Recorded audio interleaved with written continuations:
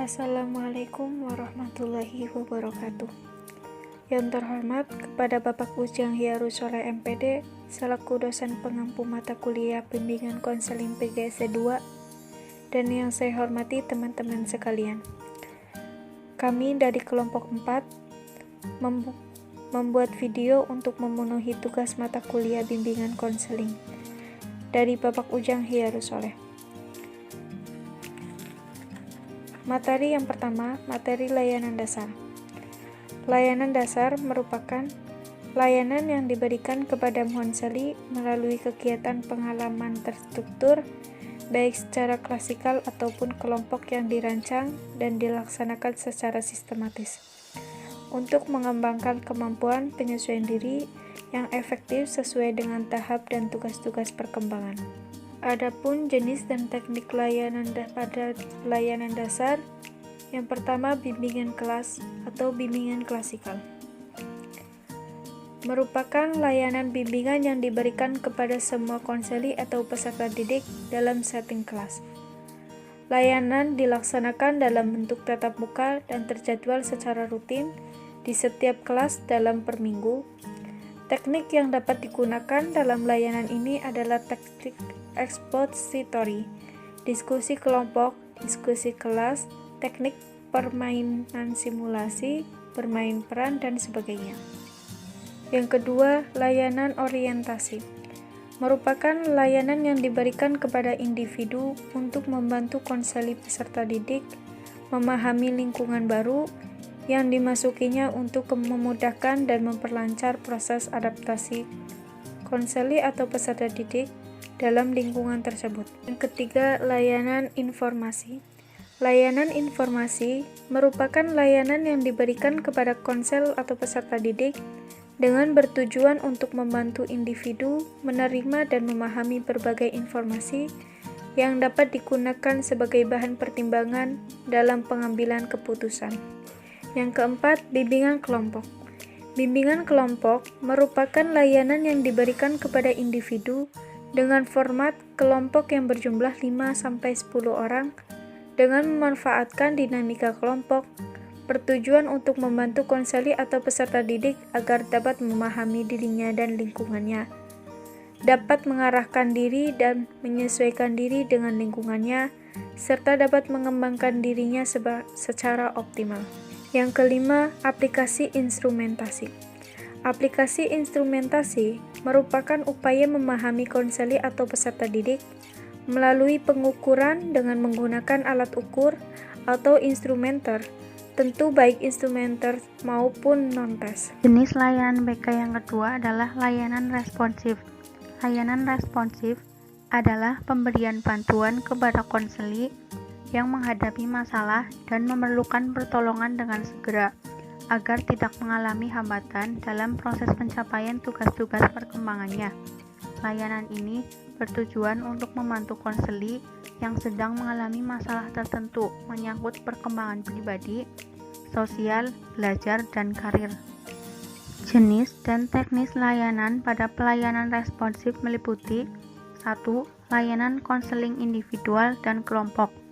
Merupakan bentuk layanan bimbingan dan konseling khususnya antara siswa atau klien dengan konselor atau guru BK secara tatap muka dalam rangka pengentasan masalah pribadi yang dihadapi oleh siswa. Sama halnya seperti layanan individual, layanan kelompok dilakukan dalam situasi kelompok dengan maksud untuk membantu setiap anggota kelompok membuat keputusan secara mandiri dan bertanggung jawab. Fokus bantuan dalam layanan kelompok adalah individu-individu yang menjadi anggota kelompok, bukan kelompok itu.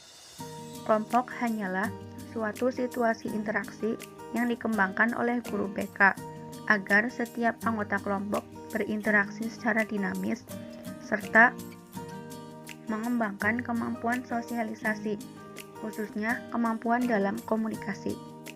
Yang kedua, ahli tangan kasus. Maksudnya, memindahkan penanganan kasus dari satu pihak ke pihak yang lain, yang lebih ahli di bidangnya, karena ada beberapa permasalahan yang tidak boleh diatasi oleh konselor, seperti masalah kriminalisasi, dan sebagainya. Yang ketiga, kolaborasi guru bimbingan dan konseling dengan wali kelas. Kolaborasi ini dalam rangka memperoleh informasi tentang peserta didik, baik masalah pribadi, sosial, karir, dan belajar, dalam membantu memecahkan masalah konseling atau siswa dan mengidentifikasikan bimbingan apa yang dapat diterapkan oleh guru mata pelajaran atau wali kelas. Yang keempat, kolaborasi guru BK dan konseling dengan pihak lain. Kegiatan ini merupakan kerjasama yang dilakukan oleh pihak sekolah untuk menghadirkan seseorang yang ahli di bidangnya untuk bekerja sama dengan sekolah tersebut untuk memberikan informasi kepada siswa agar siswa mendapatkan wawasan dan pemahaman akan lingkungan di sekitarnya. Kemudian ada kolaborasi guru BK dengan orang tua siswa. Melalui kerjasama atau kolaborasi ini memungkinkan terjadinya saling memberikan informasi, pengertian, dan tukar pikiran antara konselor dan orang tua dalam upaya mengembangkan potensi siswa atau memecahkan masalah yang mungkin dihadapi peserta didik. Selanjutnya, ada konsultasi. Layanan konsultasi dilaksanakan konselor dalam rangka memberikan bantuan kepada konseli. Konsultasi ditujukan kepada pihak-pihak yang mungkin terkait dengan upaya pemecahan masalah konseli, seperti konsultasi dengan guru bidang studi atau wali kelas, orang tua siswa, dan kepala sekolah. Melalui mekanisme konsultasi ini diharapkan bisa membangun kesamaan persepsi atas kasus konseli yang bisa berlanjut dengan berkolaborasi dalam bantuan pemecahan masalah konseli. Selanjutnya ada bimbingan teman sebaya. Merupakan bimbingan yang diberikan oleh teman sebayanya atau sesama peserta didik. Sebagai pembimbing teman sebaya, sebelumnya dibekali melalui pelatihan bimbingan teman sebaya. Pembimbing teman sebaya berperan sebagai mentor atau tutor bagi temannya dalam memecahkan masalah-masalah yang sederhana. Di samping itu, pembimbing sebaya dapat berperan sebagai mediator atau konselor dengan konseli. Karena pada umumnya, konseli lebih bisa terbuka kepada teman sebayanya karena kedudukan mereka sederajat dan mereka lebih akrab dibandingkan dengan konselornya. Selanjutnya ada konferensi kasus.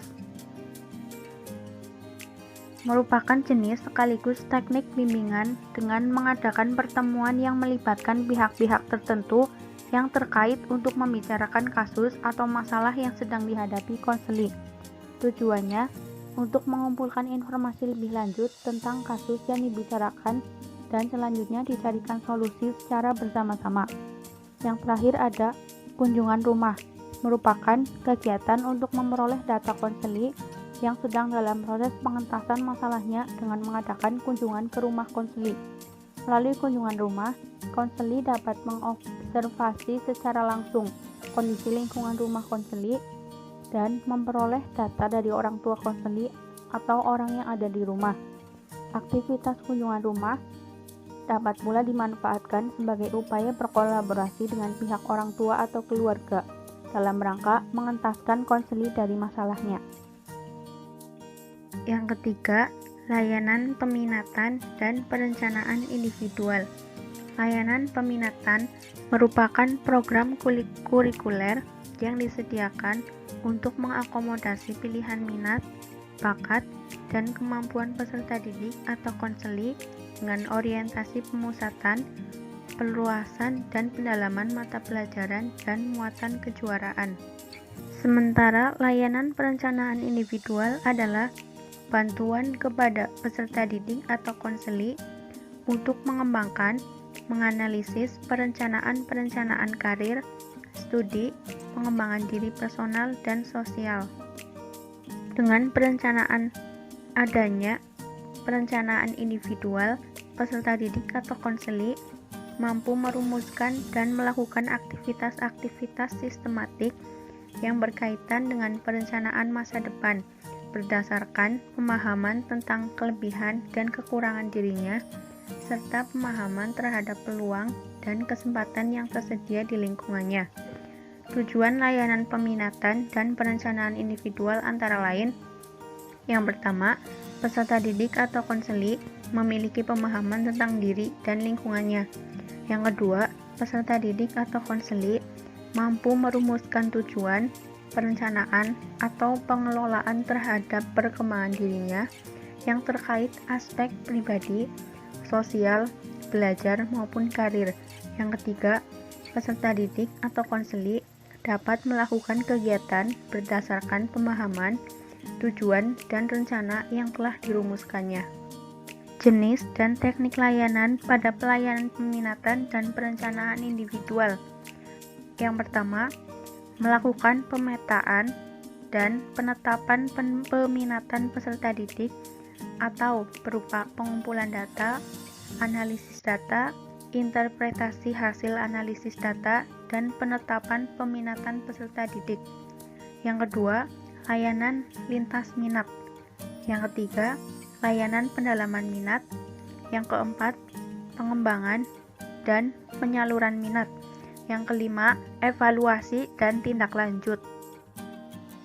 Jenis layanan BK yang keempat yaitu dukungan sistem. Dukungan sistem merupakan komponen pelayanan dan kegiatan manajemen, tata kerja, infrastruktur, atau yang meliputi teknologi, informasi dan komunikasi, dan pengembangan kemampuan profesional konselor atau guru bimbingan dan konseling secara berlanjutan yang secara tidak langsung memberikan bantuan kepada peserta didik atau konseli dan mendukung efektivitas dan efisiensi pelaksanaan layanan bimbingan dan konseling. Dukungan sistem meliputi kegiatan pengembangan jejaring, kegiatan manajemen, pengembangan keprofesian secara berkelanjutan. Jenis dan teknis layanan pada pelayanan komponen dukungan sistem meliputi yang pertama, pengembangan profesi. Konselor berusaha mengembangkan kompetensi sebagai konselor secara berkelanjutan dengan menambah pengetahuan dan keterampilan melalui aktivitas in-service training, aktif dalam pertemuan MGPK, dan atau asosiasi atau organisasi profesi di bidang bimbingan dan konseling, mengikuti kegiatan pertemuan ilmiah seperti seminar, workshop, pelatihan, dan melanjutkan studi ke jenjang yang lebih tinggi. Yang kedua, manajemen program. Program bimbingan dan konseling dikelola atau dimanage sebagai bagian yang integral dengan seluruh program di sekolah. Yang ketiga, riset dan pengembangan. Konselor melakukan kegiatan penelitian dalam rangka pengembangan bimbingan dan konseling. Penelitian dapat dilakukan dalam bentuk penelitian tindakan kelas atau penelitian tindakan bimbingan. Penelitian pengembangan yang ditujukan untuk mengembangkan teknik, model, media, atau yang lain demi efektivitas dan efisiensi layanan bimbingan. Demikianlah video pembelajaran dari kelompok kami. Semoga apa yang kami sampaikan dapat bermanfaat.